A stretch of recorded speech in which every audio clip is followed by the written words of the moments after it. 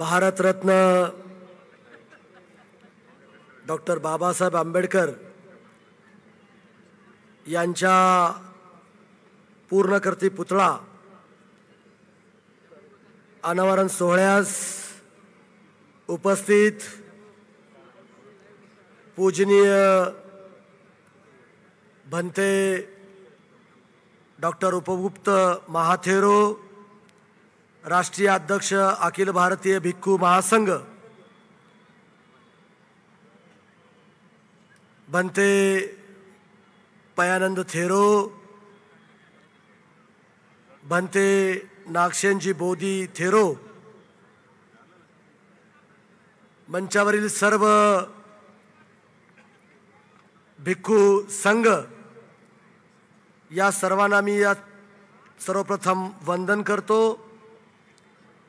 आणि कार्यक्रमाला उपस्थित महाराष्ट्राचे सहकार मंत्री आदरणीय बाबासाहेबजी पाटील साहेब, रिपब्लिकन पार्टी ऑफ इंडियाचे राष्ट्रीय अध्यक्ष आदरणीय प्राध्यापक जोगेंद्रजी कवाडे साहेब, मंत्रिमंडळातील सार्वजनिक बांधकाम खात्याचे मंत्री इंद्रजीजी नाईक साहेब, खासदार आणि लोहा कंधारचे विद्यमान आमदार प्रताप पाटील चिखलीकर साहेब, ज्यांचा अभ्यासपूर्ण आपण या ठिकाणी भाषण ऐकलात, ते आमदार अमोलजी मिटकरी साहेब, राज इन्फ्राचे MD राम उदयसिंग निंबाळकरजी, बाळासाहेब सोळसकरजी, आपल्या भागाचे नेते, भारतीय जनता पार्टीचे नेते आदरणीय गोविंदांना केंद्रे साहेब, ज्यांनी या भागाचं 35 वर्ष नगराध्यक्षपद ज्यांनी भूषवलं, ते भारतीय जनता पार्टीचे नेते राजेश्वररावजी निटोरे साहेब, राहुलजी केंद्रे साहेब, व्यंकटजी बेदरे साहेब, रामचंद्रजी तिरोके साहेब, राष्ट्रवादी काँग्रेस पक्षाचे तालुकाचे अध्यक्ष बालाजी भोसले साहेब, भारतीय जनता पार्टीचे अध्यक्ष बेंबडे साहेब, शहराध्यक्ष सय्यद जानिमियाजी, कार्याध्यक्ष अमोल अनकेलेजी,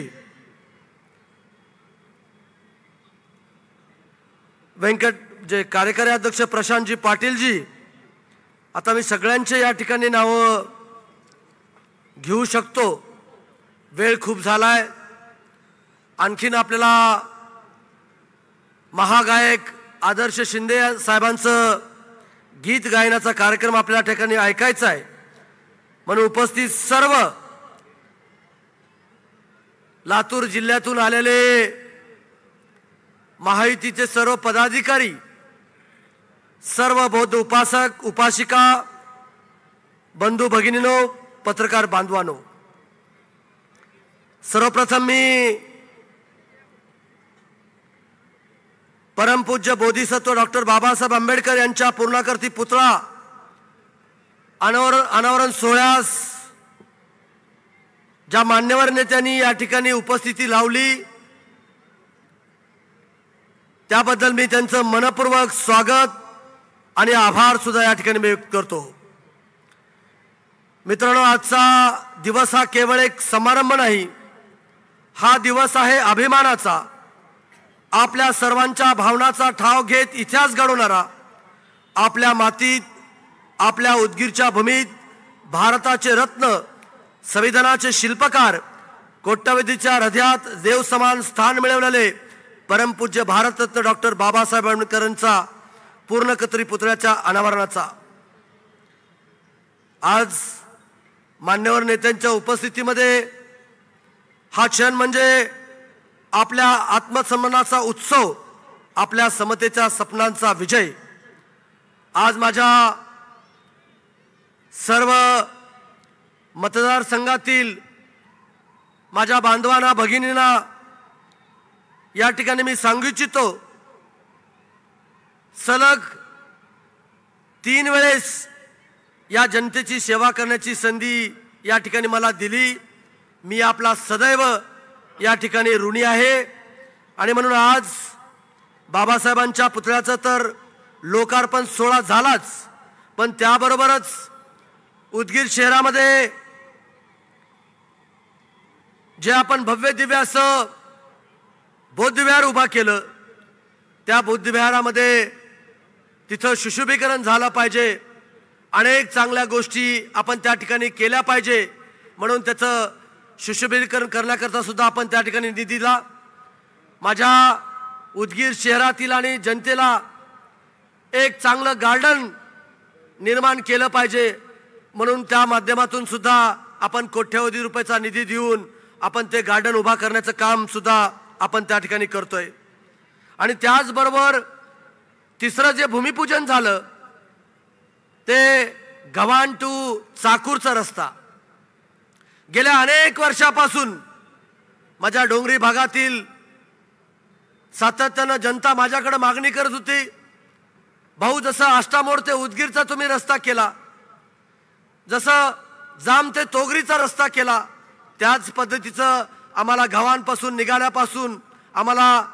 हायवेला जोडण्याकरता 1 तासाच्या आत लातूरला त्या ठिकाणी आम्हाला पोहोचलं पाहिजे, असा रस्ता आम्हाला त्या ठिकाणी करून द्या असं आम्हाला त्या ठिकाणी सुचवल्यानंतर माननीय राज्याचे मुख्यमंत्री देवेंद्रजी फडणवीस साहेब, राज्याचे आमचे नेते आदरणीय अजितदादा पवार साहेब आणि तत्कालीन सार्वजनिक बांधकाम मंत्री रवींद्र चव्हाण साहेब यांच्या माध्यमातून आपण 200 कोटी रुपयाचा हॅम 2चा रस्ता आपण त्या ठिकाणी मंजूर केला आणि त्याचं रस्त्याचं काम आपण एक नामवंत कॉन्ट्रॅक्टर राम उदयसिंग निंबाळकर यांच्या माध्यमातून आपण त्या ठिकाणी करतोय।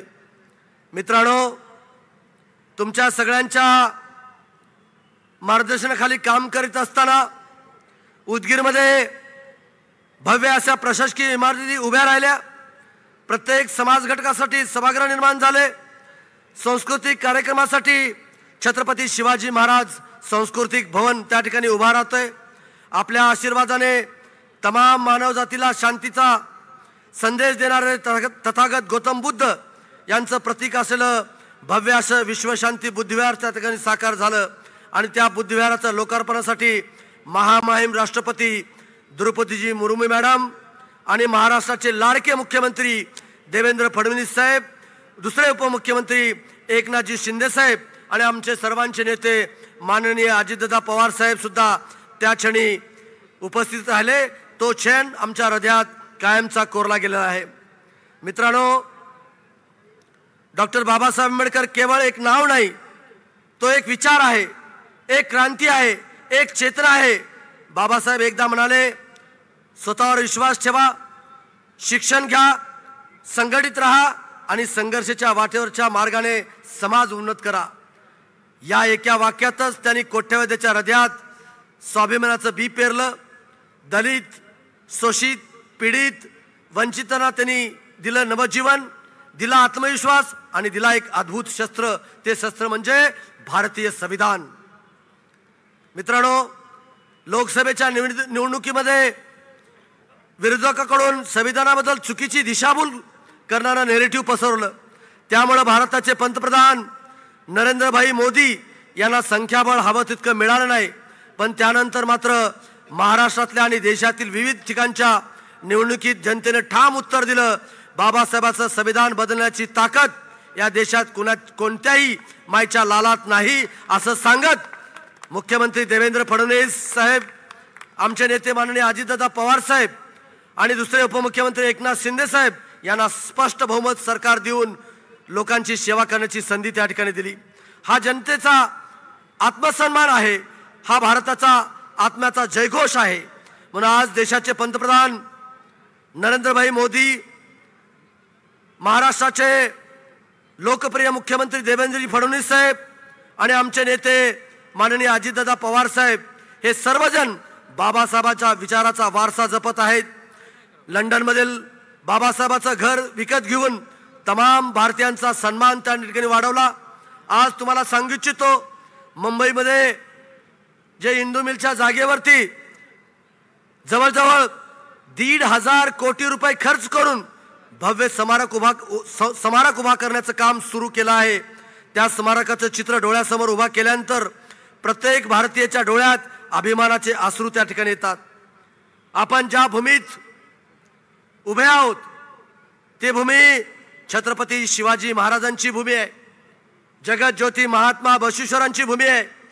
परमपूज्य डॉक्टर बाबासाहेब आंबेडकरांची भूमी आहे, महात्मा फुले साहित्यरत्न अण्णाभाऊ साठे यांच्या विचाराची पूजा करत त्यांनी केलेल्या संघर्षाची जाणीव ठेवणाऱ्या सजग नागरिकांची त्या ठिकाणी आहे। मित्रांनो, तुम्हा सर्वांना माहिती आहे, गेल्या महिन्यामध्ये किंवा आज तागायत माझ्या उदगीर आणि जळकोट परिसरामध्ये प्रचंड मोठी अतिवृष्टी झाली। त्या अतिवृष्टीमध्ये शेतीचं प्रचंड नुकसान त्या ठिकाणी झालं आणि म्हणून मी स्वतः शेतकऱ्याच्या बांधावरती जाऊन त्यांना धीर देण्याचं काम आम्ही त्या ठिकाणी केलं आणि आपल्या महाराष्ट्राचे मुख्यमंत्री, 2 उपमुख्यमंत्री आणि महायुतीच्या सरकारने जवळजवळ 31,000 कोटीचं पॅकेज देऊन माझ्या शेतकरी बांधवाला मदत करण्याचं काम त्या ठिकाणी केलं। आणि मी तुम्हाला माहित असेल, दिवाळीच्या अगोदर ज्या लोकांचं आयुष्य ज्यांनी पुरामध्ये वाहून गेले, जे पशुधनाचं मृत्युमुखी पडले, त्या बांधवांना सुद्धा अभय भुतडा फाउंडेशनच्या माध्यमातून जवळजवळ आपण 62 लाख रुपये मदत करण्याचं काम आपण त्या ठिकाणी केलेलं आहे। म्हणून आज मी जास्त काय बोलत नाही। खरं तर दादा येणार होते, पण विदर्भामध्ये शेतकऱ्याचे आंदोलन खूप मोठं चिघळलेलं आहे आणि म्हणून शेतकऱ्याला मदत करावी ह्या भावनेतून राज्याच्या मुख्यमंत्र्यांनी मुंबईमध्ये एक अति महत्त्वाची बैठक त्या ठिकाणी लावली आणि मग त्या बैठकीला मुख्यमंत्री, 2 उपमुख्यमंत्र्यांना त्या ठिकाणी जावं लागलं आणि म्हणून त्यांचे प्रतिनिधी म्हणून राज्याचे सहकार मंत्री, दुसरे मंत्री आणि त्यांचे PS त्या ठिकाणी पाठवले। आज आपण ज्या पुतळ्याचं अनावरण करीत आहोत तो डॉक्टर बाबासाहेब आंबेडकरांचा पुतळा म्हणजे केवळ धातूची मूर्ती नाही, तर तो आहे स्वाभिमानाचं प्रतीक, तो आहे समतेच्या तत्वांचं दूत, तो पुढच्या पिढ्यांना सांगेल की संघर्षातला प्रत्येक अश्रू एका नव्या इतिहासाला जन्म घडवतो आणि बाबासाहेबांनी पेटवलेली समतेची ज्योत कधीच विझणार नाही, ती ज्योत भारताचा आत्म्याचा प्रकाश आहे। चला, या ऐतिहासिक क्षणी आपण सर्वजण एकच प्रतिज्ञा घेऊया, संविधानाचं रक्षण करू, समतेचा विचार जपू आणि बाबासाहेबांचा वारसा पुढे नेऊ, एवढंच या प्रसंगी मी सांगतो। आणि जाता जाता सर्व माझ्या जिल्ह्यातील बांधवांना मी विनंती करतो की महाराष्ट्रातील हे तिन्ही नेते काम करणारे नेते म्हणून या महाराष्ट्रामध्ये त्यांची ओळख आहे। जसं तुम्ही विधानसभेला भरघोस मतांनी या मराठवाड्यामध्ये सर्वाधिक मतांनी मला निवडून दिलात, त्याच पद्धतीनं ज्या कार्यकर्त्यांनी, ज्या पदाधिकाऱ्यांनी जीवाचं रान करून मला निवडून आणण्यामध्ये ज्यांचा सिंहाचा वाटा आहे, त्या माझ्या सर्व पदाधिकाऱ्यांच्या निवडणुका या ठिकाणी येत आहेत। आणि म्हणून पहिल्यांदा नगरपालिकेच्या निवडणुका आहेत, त्यानंतर जिल्हा परिषद निवडणुका होतील, त्यानंतर पंचायत समितीच्या निवडणुका होतील। ज्या पद्धतीनं महायुतीला राज्यामध्ये तुम्ही स्पष्ट बहुमत, थंपिंग मेजॉरिटी त्या ठिकाणी आणलीत, त्याच पद्धतीनं आपल्याला नगरपालिकेमध्ये, जिल्हा परिषदमध्ये आणि पंचायत समितीत सुद्धा महायुतीला प्रचंड मतांनी त्या ठिकाणी निवडून द्यावं असं नम्र आव्हान सुद्धा या ठिकाणी मी करतो। आणि पुन्हा एकदा सर्व मान्यवरांचं आणि मोठ्या संख्येनं जनतेचं प्रेमळ उपस्थितीचं मी मनापासून आभार मानतो। माझ्या वाणीला इथे विराम देतो, पण मतदारसंघातील विकासासाठीच्या संघर्षाला नाही एवढंच सांगतो आणि थांबतो। जय संविधान, जय महाराष्ट्र, जय भीम।